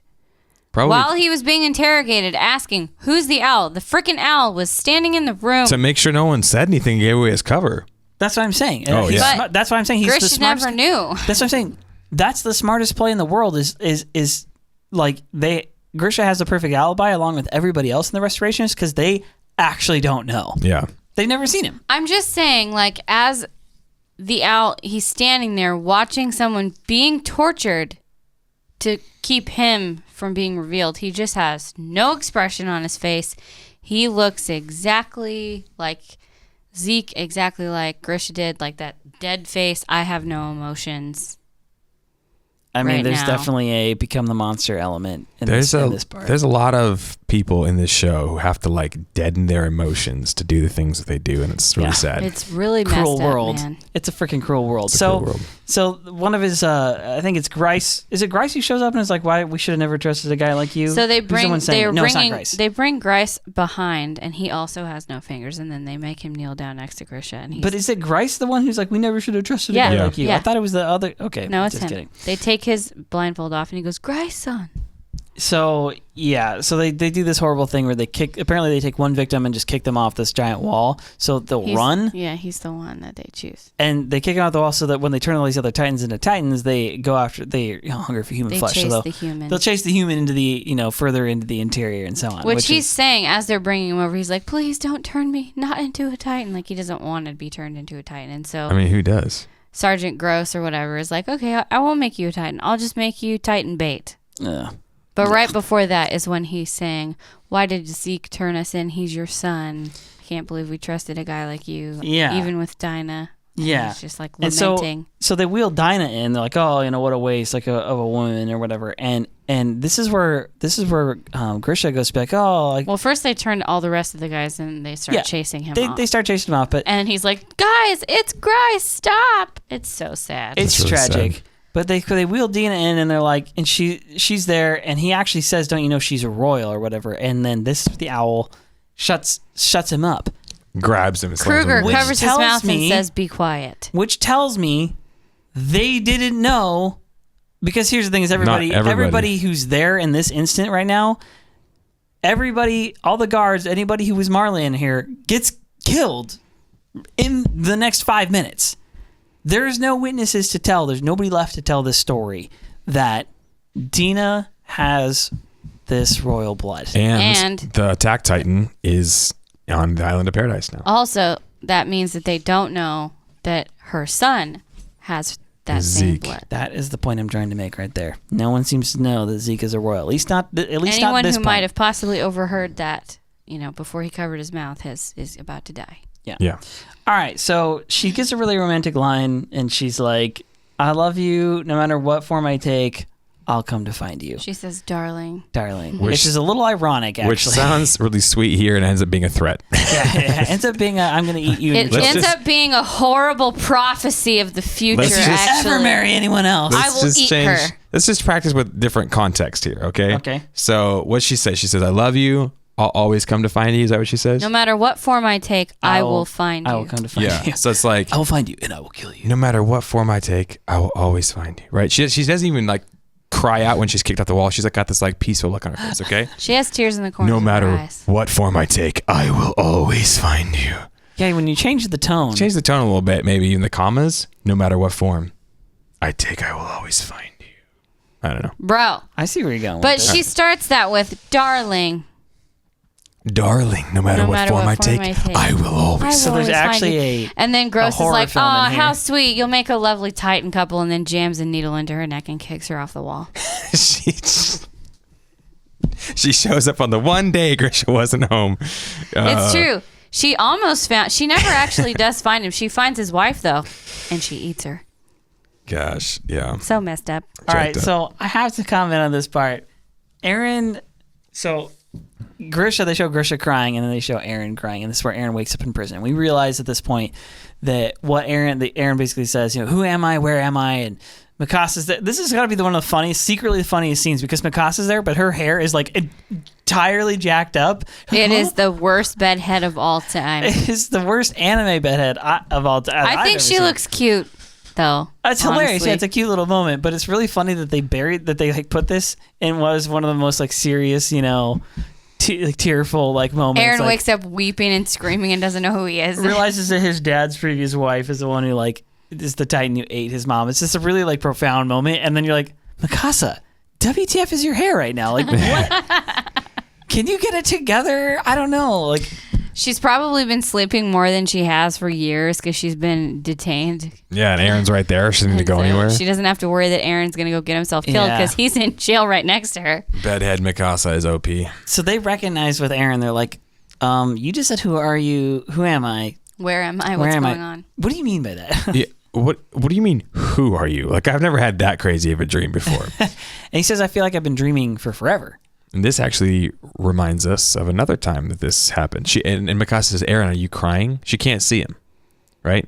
Mm-hmm. Let's take a trip back memory lane to episode 1. Take us down there. Crying? Take us down to memory lane. There's a bunch of things that are happening. The Mikasas have bedhead. And the Titans are vicious. There's green grass. There's a tree. There's a blue sky. There's birds flying. There's flashes of random things. Eren sits up. Him and Mikasa were sent to go gather sticks. He sits up and he's got tears in his eyes. And he looks at Mikasa and she says, Eren, are you crying again? And he realizes, he wipes tears. He says, I felt like I was dreaming forever. Mm-hmm. That was before the boy had Titan powers, just so you know. So the same thing happens here when he's interacting with memories. Here he's interacting with memories and he realizes, wait a second, I wasn't dreaming. I felt like my dream was going on forever because it was somebody else's memories. Mm-hmm. I was remembering what my dad was remembering. It was you. It was Dina Fritz. And he starts crying again. It's messed up, dude. And then it like flashes back to his dad's face, right? Yeah, he goes back in. He's having more memories. Yeah, because he re-engages with memories. All right, so he says, you're the one. He's talking to mustache man, Mr. Gross. And he says, you fed my sister the dogs.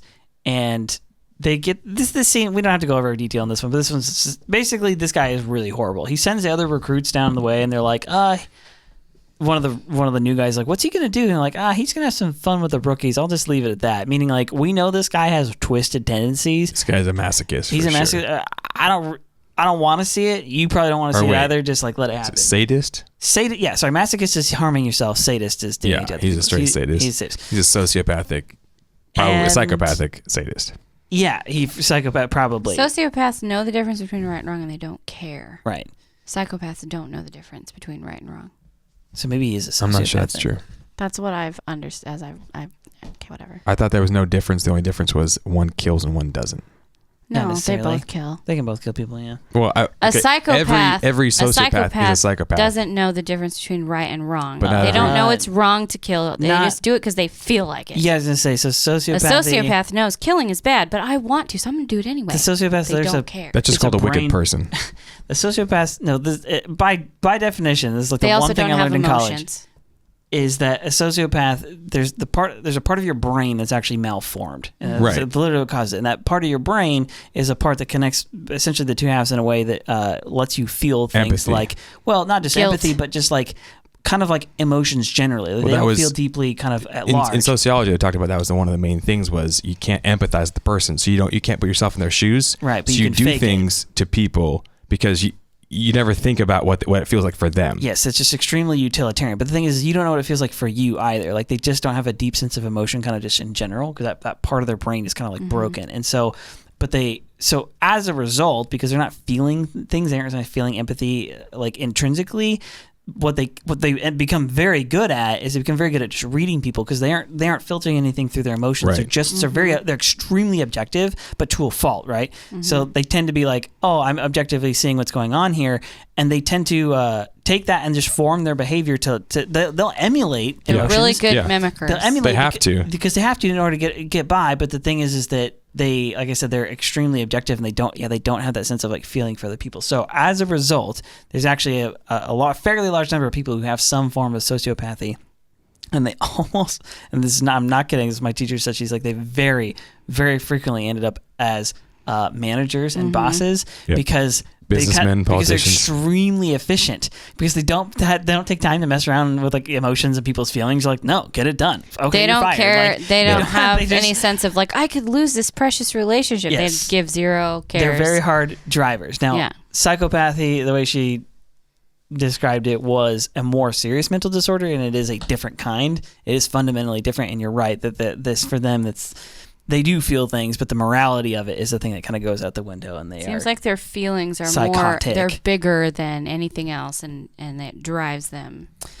So there's your lesson for today. Psychology 101. Psychology, apparently. That's just random crap I learned in my class. But our teacher would love to go off on stuff, and so that was one thing she went off on for like half of the class. I think Sergeant Gross would be considered a sociopath of sorts. Like, he doesn't seem to feel empathy for he doesn't consider Eldians to be people.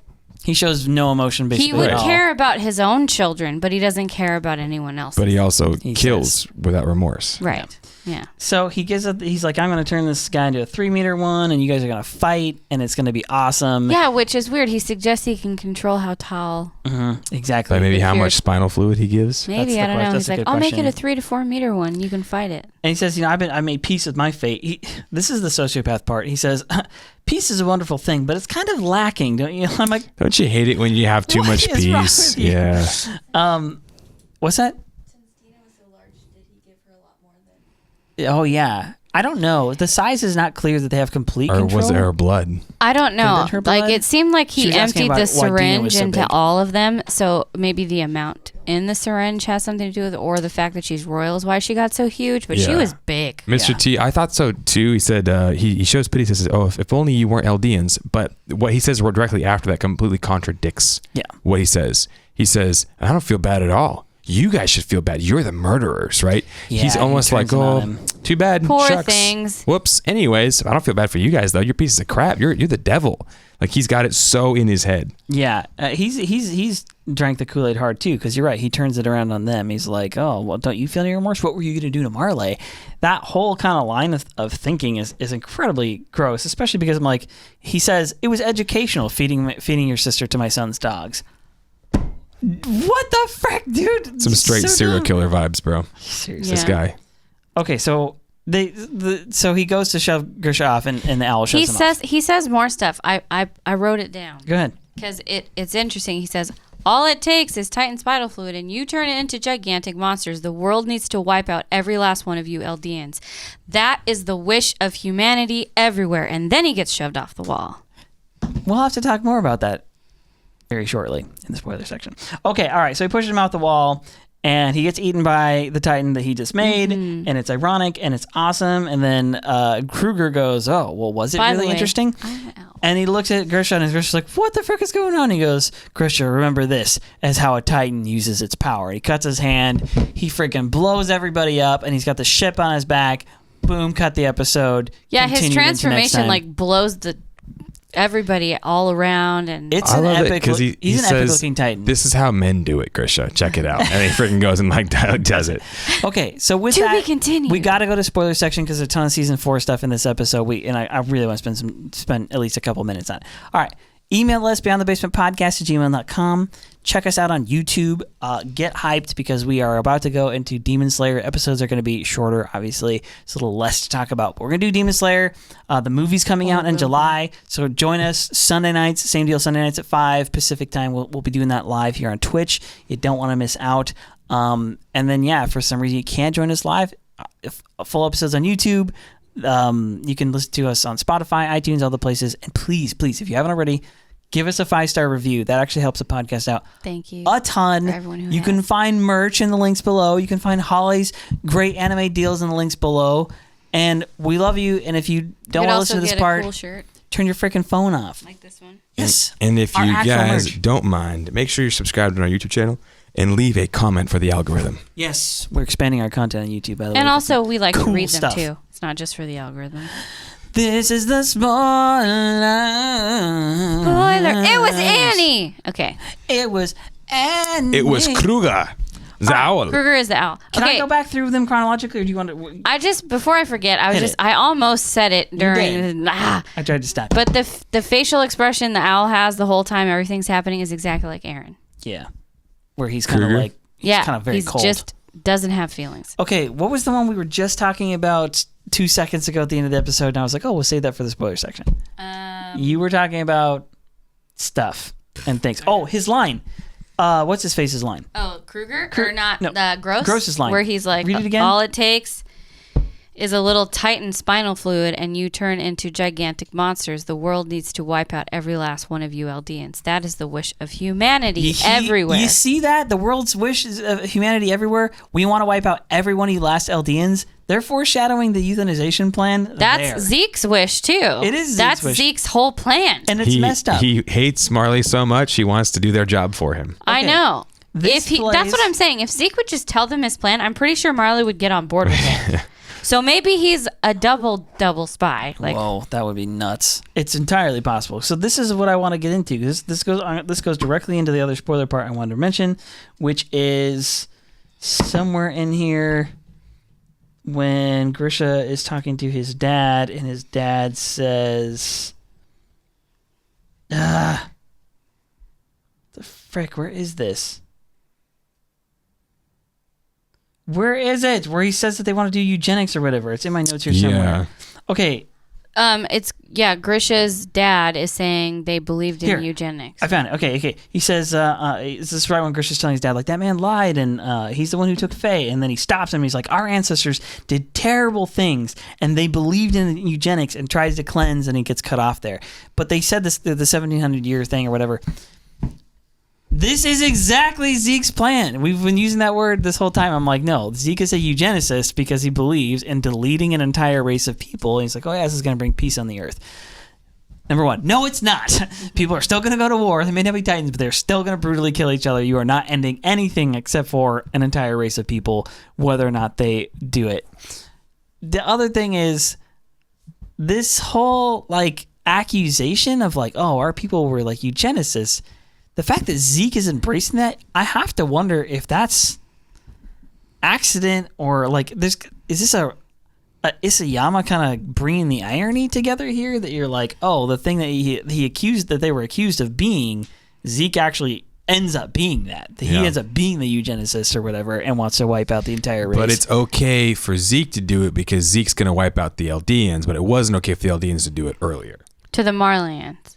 Even though the Marleyans are basically trying to do it to them. It's the whole thing. His whole idea is we're so guilty because of our ancestors' sins. And Grisha says, no, we didn't do that. We were just walking around, right? And it's the same thing that happens in season 4 with Gabby. Gabby's all like, oh, you guys are so guilty. We're all just guilty. We're all Eldians, and she wants to be a good Eldian and show them, hey, that not everybody's like that. But ultimately, we're all responsible. And Kaya's like, no, I didn't do any of that. My mom didn't do that. It's the same argument. Why was she eaten? That's what Grisha's saying to his dad. Grisha's saying says to his dad, we were just walking around. Yeah. Yeah, who's responsible? They At what weren't point doing does your responsibility end for something you couldn't control and never made the decision to do? Like, you can't not pin the sins of forefathers on somebody, on some descendant, especially if they didn't directly benefit from, whatever it was. You just can't do that, because if you do that, you can say, well, yeah, your ancestor did this, but your great ancestor, like, how far back can you go? Yeah, right? It doesn't we don't work. have we don't have some sort of like special book we can look outside of time and realize, okay, you made an injustice here, but then you also made an injustice, but that was kind of very, like, you just can't do that. Yeah, it can't be done because history has an end at some point, or rather a beginning, really. But okay, so the reason this doesn't work, morally speaking, this is, again, we always get into ethics and philosophy on the show, but this is a major point, actually. So when it comes to morality, there is no such thing. Not really. There's no true philosophy of group morality per se. Lots of people have written on it, but in a way, like, it doesn't exist. And so there's a lot of people who even argue empirically that there is no such thing as morality unless you have free will. And that you could say there's, again, even within that, there's a whole separate conversation to say, okay, well, we describe actions as moral or immoral, even though there's no such thing as free will. It's all predetermined. So the word morality describes behavior, but it's not actually has nothing to do with free will. But let's all get to the same page here. Everybody's a free will. Everybody's an individual. There is such thing as a moral universe, so on and so forth. Okay, all that being a given, ascribing guilt to somebody who didn't do something is, everybody understands that that's wrong. Like we inherently understand that that's wrong, and yet we do it all the freaking time. We do it constantly. We're like, oh yeah, those people, them over there, they're like that.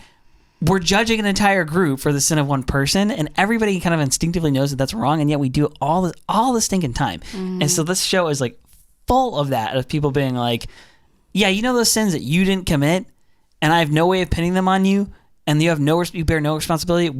You're gonna have to pay for those sins, and you're actually responsible, and you're still bad. I'm justified in hating you because of something like. I feel like this is such a strong human thing that we do. That's why God had to put it in the law to not do it. Yes. Yeah, to stop doing this, and like, do not punish children for the sins of their fathers, and do not punish fathers for the sins of their children. Sure. Specifically, like in our society now, we do this with like debt, right? Like, you don't inherit your dad's debt. If your dad was a gambler, that's on him, right? If he had a bunch of gambling debt, that's not on you. They can't pass that debt. They used to in ancient cultures and previous, in hundreds of years ago. That's how society worked then under that law. Like, no, you got to pay. He's your dad. You got to pay his debt. But we don't understand. We understand now that morality is up to the individual. That your actions are your own, and you cannot, for any reason, at any time, be like, yeah. So my forefathers were sinned against, and so. Not me personally, but somebody that I may or may not be related to, I'm not sure, but they were sinned against, and your forefathers, I think, were the people who probably sinned against them, even though you haven't done anything, and for that, I now am justified in hating you and require something of you. No, you don't. Pay me in your blood. No, you don't. That's not how it works. That's never how it works. Injustice yesterday is not solved by committing more injustice today, and yet, like here in the show, that is exactly what's going on. It's like, I know things are messed up before. This is what Marley does. Marley says in their own propaganda, like, oh, you oppressed people, so we're going to turn around and oppress you back. Yeah. Because of the sins your ancestors committed, for which you can never atone, but you must consistently for the rest of your life atone. But what if two wrongs don't make it right? What if love can't stop love? So what if hate can't stop hate? Only love can do that. Like, what if darkness can't stop darkness? Only light can drive that out. What if you have to break the cycle at some point, and because you were oppressed, does that give you free reign to oppress somebody else? Because you were wrong, does that give you free reign to wrong somebody else? Or should we try to strive for some place that just does not oppress other people? And at some point, if we have the power, should we not use that power to say, no, I'm not going to, within my rights, persecute somebody else. I'm going to lay that down. I'm going to take the meek road, and I'm going to choose to try to treat others as the way I want to be treated. Yeah. So, next spoiler. Okay. Is everyone Eldian? Is the history laid out true enough that we can look around and say, like, what if the big secret here is that everyone can turn into Titans? We had an email, actually. I don't remember who it was from. But yeah, they were like, I think, what if it's like the Hotel Rwanda, like, you're all the same blood, you just happen to be a little bit different. Yeah. And so they look at those differences and they do blood tests, and maybe somebody has more of this blood or less this blood, but you're actually all from the same blood source, and you're all Eldians at some point, especially if that's true about the whole 1700 years of ethnic cleansing. Of them forcing other people to bear their children and all that kind of stuff. That's a long time to force a lot of people to have a lot of babies. I don't think that happened, therefore I don't think everyone is Eldian. But that right there, that part of the propaganda, to me, makes the whole thing suspect, because if that was the case... How did they ever lose? Exactly. If they were really forcing other people to bear their children for 1,700 years unchecked, they would rule the world. Yeah. Yeah, exactly. Like, it's simple math. Come on, man. You can't... If 2% of the world's population is traced to one guy who is raping and pillaging one section of the world, like, how much more if you could... An entire population of people... You have the power of the Titans world. And you could walk across oceans and not drown and, like... Yeah. I don't know. It just... It makes everything Marley says completely suspect to me. Now, one thing that I feel like this episode does confirm, which I'm glad we rewatched it. Remember, Willie Tybee comes out and he says, I'm going to tell you the real history. And the real history is the king fled. He made this vow. And that's why he made this vow to not commit violence, and it's fallen. The power has fallen into the wrong hands, and that's why we need to invade now. He makes that case. I don't believe him, but nonetheless, he says that that's the true history, and he's like, I've seen the Titan memories, so on and so forth. Number one, it's really weird that even the war was just 100 years ago. Like 100 years ago, so it's 2021. So 100 years ago, we'd finished World War I somewhat recently. Like I know a lot about World War I. There's lots of footage. Like I have a lot to say about that, and even if I didn't, like. Rewind to World War II. 100 years before World War II was the Civil War. There were Civil War vets who were still alive during the last Civil War vets were dying off.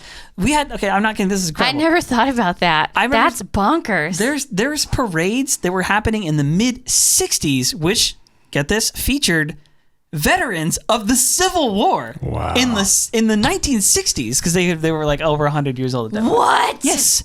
I kind of want to go watch Dances with Wolves now. Dang. My point is to say that nobody ever remembers the Great Titan War. That's sus all on its own. Yeah.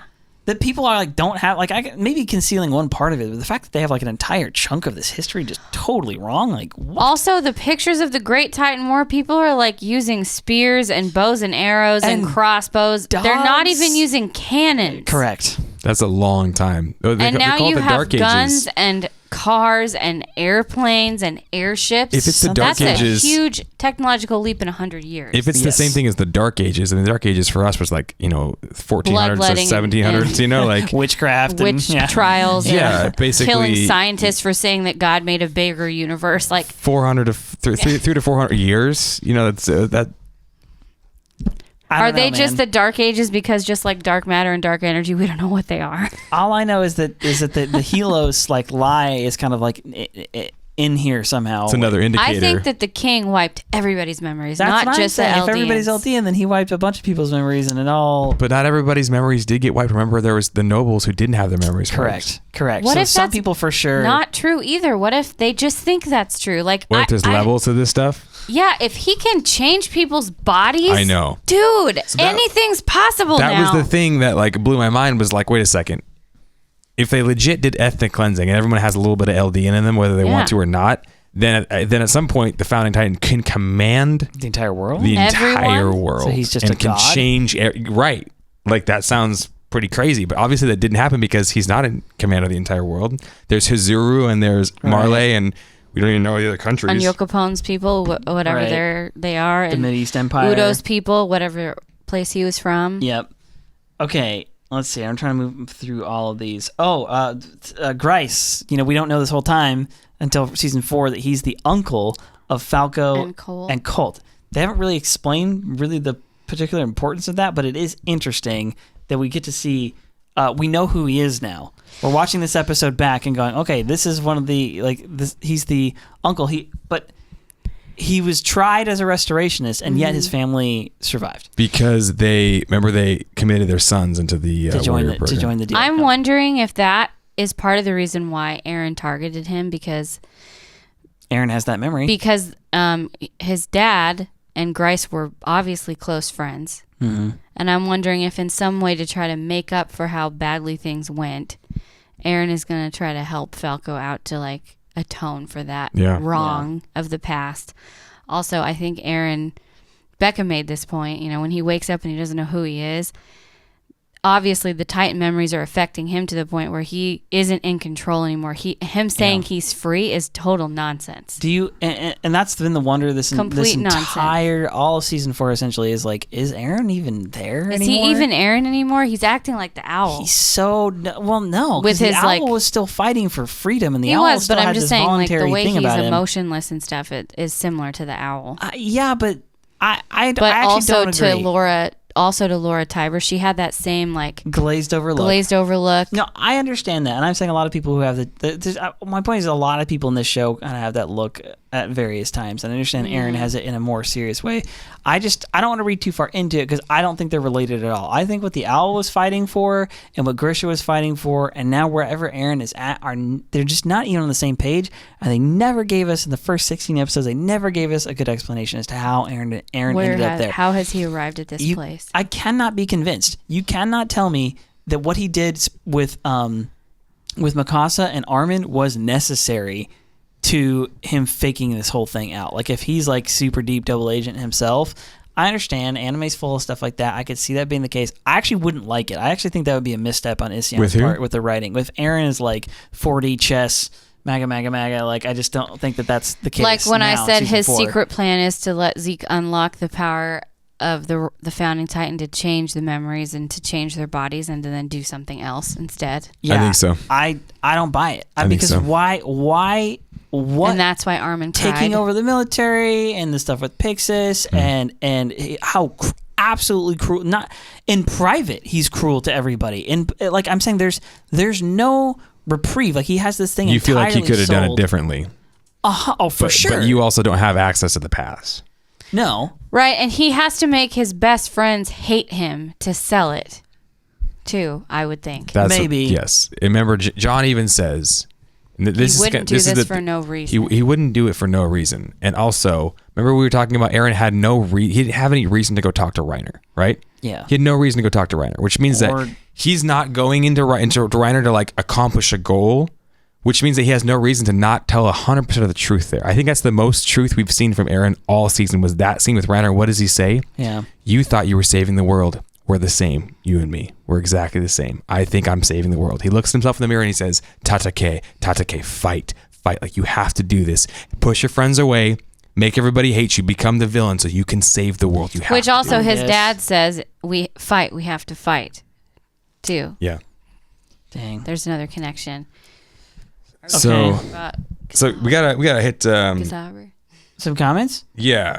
So what do you got? Fenyana123 says it's interesting. His kind of theory is: do the Titans choose the people, or the people choose the Titans?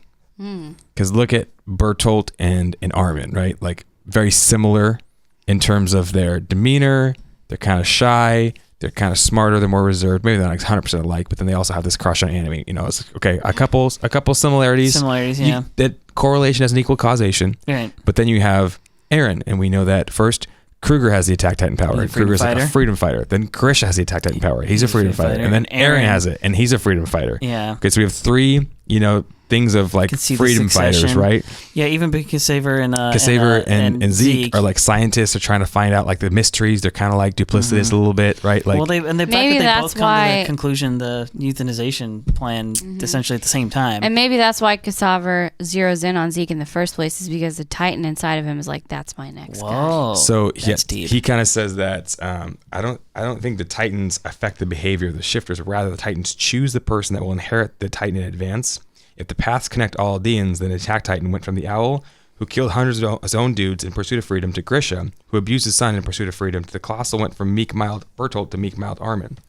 Maybe the Titans choose people who are a certain type of person that will undertake the Titan's will, rather than changing the person's will to follow the Titan. So what's interesting about that then is that so what we're then talking about is a war between the Titan powers more than between the Eldian, like the people themselves, because when the Attack Titan goes and takes the founding Titan, that sort of sounds like something that the Attack Titan And he's called the usurper of the founding titan. What's that? Yeah. Don't they refer to him? Yeah, exactly. Laura says, the usurper of the founding titan. It sure seems like that. I think there's something to that theory. I don't know if I'm going to explain this well, but if all of these 9 powers originally came from one being that was then fractured into 9 different beings. Is each part of them like a... They're all the same person. Interesting. So at some point, their wills should all be the same. Interesting. Mm-hmm. United. Well, I don't think we know. I don't buy the... we all said this episode that at the very least, this whole like the devil and like a contract with Ymir, that part seems like... So yeah, I kind of like was thinking, I was like, well, okay, you could say that, but if paths is a thing, then maybe it is the Titan power choosing the person, or maybe that's set from the foundation of the whole Titan powers because they can see into the future, and so they automatically shape the person's will from before they have that person. They ready that person, and this is a theory here. So that's how I know for sure that Falco's going to get a Titan power. He's going to, and also Eren is getting memories from before he has a Titan power. Something or someone is using paths to connect to him, to like inculcate his mind with like these things, right? First, we don't know who it was initially, but then we know it's like kind of more Grisha, like is use the memories to guide you, right? And then Eren uses the memories of Grisha, and then he later on touches Historia and gets more memories, right? So what if Ymir? What if the demon? What if somebody is saying, "Hey, to you in 2,000 years, here's the memories. Use these memories. Bring an end to the Titans. Save the world." And Eren is getting that. He's looking himself in the mirror and says, "You know what we saw? We have to fight. We have to fight." Okay, wait. Because if you start with 2,000 and do the math backwards, it only adds up to like 1,900 and something. What's up? What if? Now go with me here. I try and get as crazy as I can with this show because this Yama is fond of taking very hard, sudden turns. It's true. You can't trust him. Here's my big prediction: hard, sudden turn. This might be towards the end of the show. This might be not towards the end of the show. This might be like actually soon. Okay, what if what we're seeing now? Because remember, I've had this theory for a while that like, okay, to you in 2,000 years, that all of what we're seeing now is actually an account written down by Armin. It's like a letter he writes or whatever, or some kind of time capsule that because the power of the Titans are going to be subdued, but in 2,000 years they're going to be reawakened. Now, it could be the opposite of that. I think so. That 2,000 years ago, somebody else was essentially prophesying all of this. So what we're actually seeing right now is a prophecy. Is the fruition of, Now, I could see it going 2 directions. One direction. Well, I could see it going... I could see the show, and I'm not kidding, suddenly, like... just in the middle of an episode, boom, we're sucked out, and we're 2,000 years in the... It's a sci-fi, and we're 2,000 years in the future. And we're in someone's brain. And we're in somebody's like, oh my gosh, like I just had all these like memories. I just unlocked this whole thing, and it's a totally different like adventure. New character, I mean, knew everything. I was literally just thinking that. Or the reverse of that, it's actually 2,000 years in the past, and it's ancient history. We have to go back to there and watch that whole story play out, knowing what they know about the future. I was thinking that's how they were going to swerve the very ending, was all of this stuff was going to be... It's just a future memory. A future memory, and Ymir or whoever is like, oh my gosh, this is crazy. All this stuff's going to happen. And then she gets the powers, or then she dies or whatever, right? Yeah. Like, she stops it all from happening by committing suicide. But I think she's trying. I think the truest part of it is she's trying to send a message, or she's trying to send something. Because remember what the trailer said? We've been waiting 2,000 years for one person, for somebody. Yeah. Eren's that somebody. I don't know why. Is it his blood? Is it his lineage? Is it just the fact that he's gotten more Titan powers than anybody else?